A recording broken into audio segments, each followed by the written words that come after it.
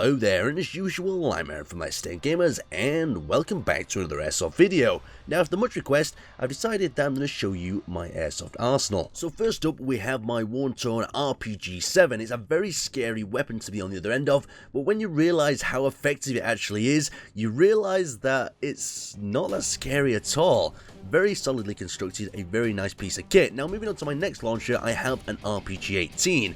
Now this has been converted to Airsoft so you can see the original firing and how to prepare the thing to launch. You've got flip up iron sights at front and the back that reset the firing mechanism, and what's great about this thing, it's made completely of fiberglass so it's very light, and it means you can pop off tag rounds from your back at enemy vehicles in milsims very fast.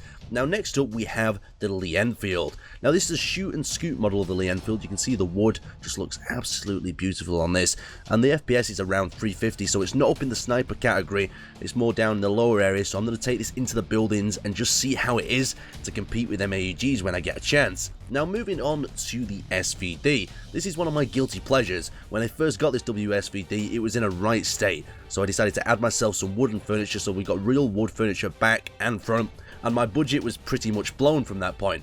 And instead of investing in a really nice scope, I got a cheap Chinese one, and the quality really ruined the feeling of playing with this weapon. So if I ever go back on the field with this again, that scope is going to need to be changed. You can see the HPA magazine tab at the bottom there as well.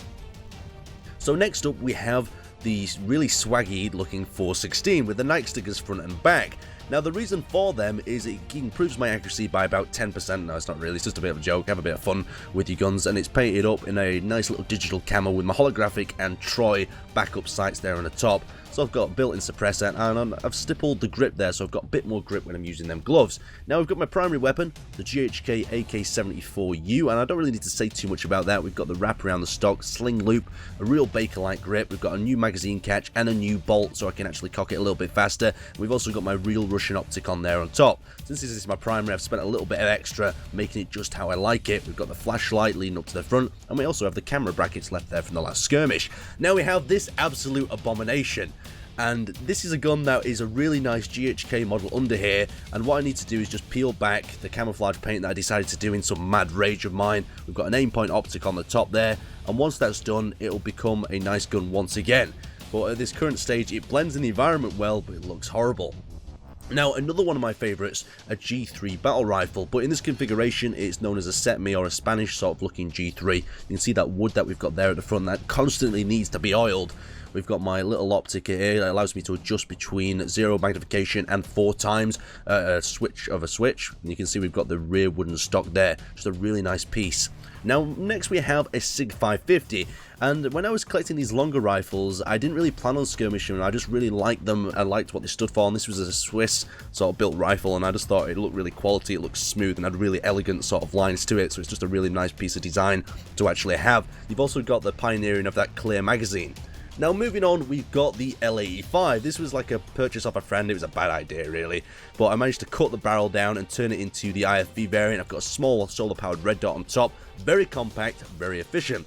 Now this big bad boy here is a PKM, but it's been cut down, the barrel's been cut down at the front, and currently it's being held down by tape because Aaron decided to run into a wall with it. You can see we've got the bullet belt coming out the side there. It's been worn torn. It's had a rough spray job that I regretted, so I rubbed it off, and I've also cut down the stock so it's just a little bit more efficient.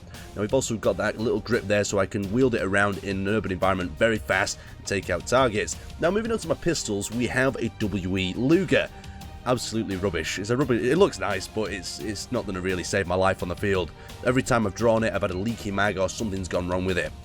Now next up we have my battle-hardened Makarov that looks like it's really seen a few wars. This thing, once again, a really inefficient pistol, but it looks nice and will get off the odd shot. Now moving on to our final pistol, we have the P09 duty model. That was probably one of the best pistols when I first got it, but now it's just started to fall apart.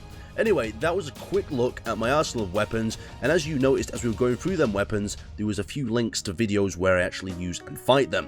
So anyway, I'd like to thank you guys for watching, and I'll see you next time.